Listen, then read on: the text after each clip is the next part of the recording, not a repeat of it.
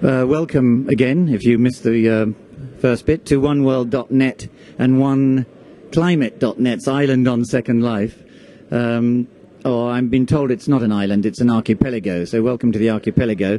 And those of you who are in Second Life on the archipelago, we're in Bali, on an island in Indonesia, and we're webcasting from the UN Conference on Climate Change, where negotiations are taking place on this issue. Every evening, Bali time, we're bringing you a film which you may have seen, a repeat of the press conference that occurred in the morning. And you're very privileged because actually even the delegates haven't seen the press conference. They're usually not allowed in to see press conferences. So that's unique to you.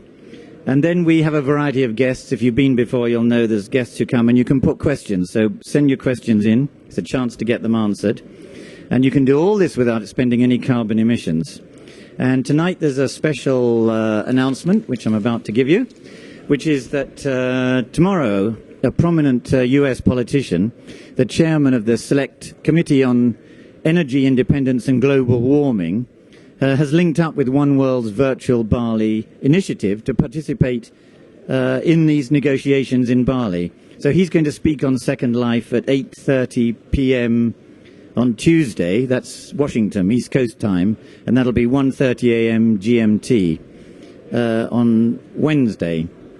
So I hope you'll be around for that rather historic statement on Second Life, one of the most important and unique statements on Second Life there's probably ever been. This is also the 10th anniversary of the Kyoto Agreement, which was a historic first step towards cutting greenhouse gases or emissions. It tackled only the emissions of industrialized countries, not of developing countries. Their turn will come later. And NGOs warned this morning, as if you saw the press conference, you'll know that it's under threat. The various NGO speakers said, watch out for Canada, the US and Saudi Arabia. They are out to destroy the text. So it was a very dramatic warning. Now, I was going to give you a little background to the negotiations, but I think we should press on because we've got two speakers who are still involved in popping in and out of meetings and caucuses and negotiations that are going on now. So the pace is hotting up here. So maybe we should just press on with it. I just want to say one thing because there's to explain to viewers and listeners that this conference isn't going to deliver a fully negotiated climate deal. I think there's a lot of people, because of the publicity, think there's going to be this is the solution to climate change and what to do. It's got much more targets. It's going to decide probably to launch negotiations with a deadline of 2009 for completion.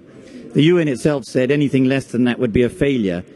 It seems to me that's setting the bar so low that even a limbo dancer couldn't get under it. But the UN is modest in its aims. So let me introduce tonight's two guests. Marcelo Furtado, I hope I've got the pronunciation right, who's campaign director of Greenpeace Brazil, and Ilana Solomon, ActionAid Policy Associate. And I want to begin because Ilana's just given me a bit of hot news here, which is a statement by 6 NGOs. I'll just read you the first paragraph, and then I'll ask you for comments on it.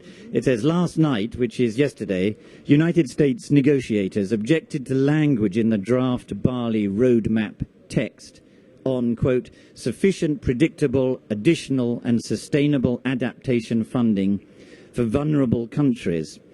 Now, we're into UN speak here, so I'm going to have to explain why this is important, or rather significant, and why it matters, and NGOs are jumping up and down with excitement. Sure. ActionAid has been closely following the debate around adaptation finance. When we look at adaptation funding, adaptation, maybe I should begin there, is kind of the coping strategies that countries use to cope with the new effects of climate change. So now developing countries, poor countries, are facing increased droughts, increased floods, rising temperatures, which makes it impossible to grow crops. And there's new strategies that they need to take on in order to deal with this changing climate. So some of the communities that we work on are building new houses above on raised platforms so as not to be affected by new floods. There's drought or flood-resistant crops that are being used. But the thing is that some of these are costly. There's also big infrastructure projects, and these can be very costly.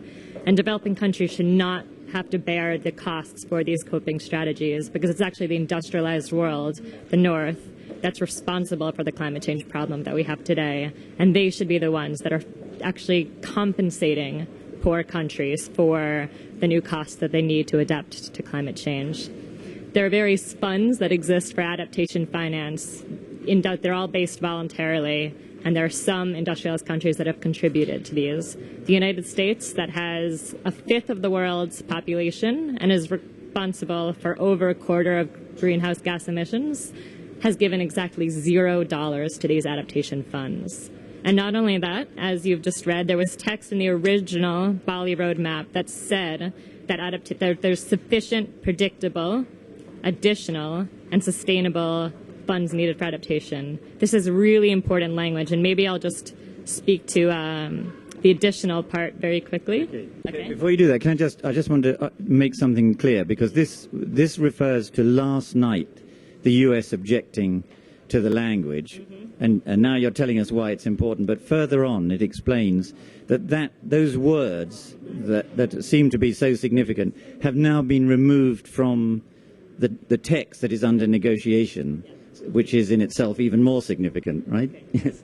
No, it's true. The U.S. has been the U.S. particularly has been blocking this language, and they are adamant in not wanting to give new funds. They want to take all the responsibility off themselves, and have almost single-handedly been able to remove this text from the draft. Okay, I know you're going to go on to make another point, but we've had a question in already, and one of the objects is to give people a chance to participate, although they're not coming to.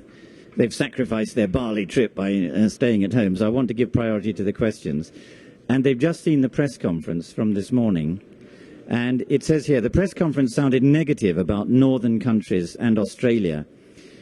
Any further thoughts about that? Note, Europe is excluded and seems to be leaders. So maybe I could ask you, Marcelo Furtado from Greenpeace Brazil, just to comment on this, because you were one of the speakers at the press conference, and here is the US giving some sort of indication that they are indeed not the good guys at this conference. So maybe you could just sort of pick up on this question about, were you being very negative without reason this morning? Well, unfortunately, no. We have a lot of evidence of why a group of countries, and that's the US, Canada, Japan, and Australia, were being very negative, obstructing important language. It's also important to remember that when we say the word language, we're actually saying language because we're discussing here things written on a piece of paper that should deliver change to the real world. So people throughout this year were paying attention to these reports, on these IPCC reports about the state of the planet. And then they said, okay, what are we going to do about this? And then someone said, look, there's going to be a meeting in Bali at the end of the year where governments from nations all over the planet are going to get together and are going to have to give you guys an answer. And the answer that this block of countries are giving here is we don't care. And that's unacceptable. The good news that I would have now in the evening is that I believe some of the publicity that Australia got by being so negative may have started making a difference, because we already noticed a change on the behavior of Australia throughout this day.